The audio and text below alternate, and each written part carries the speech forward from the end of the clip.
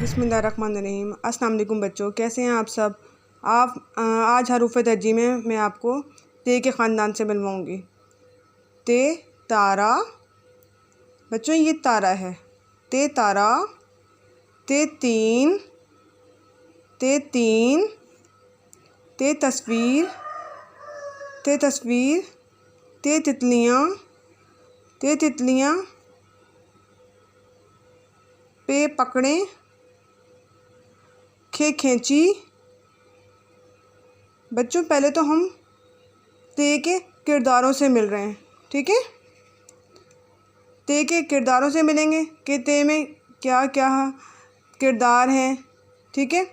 उसके बाद हम इसकी कहानी पढ़ेंगे। आइए अब इसकी कहानी पढ़ते हैं।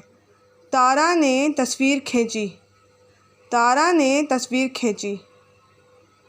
तस्वीर में तीन तितलियाँ थीं, तस्वीर में तीन तितलियाँ थीं। तारा ने तितलियाँ पकड़ी, तारा ने तितलियाँ पकड़ी। तारा ने तस्वीर खींची, तारा ने तस्वीर खींची।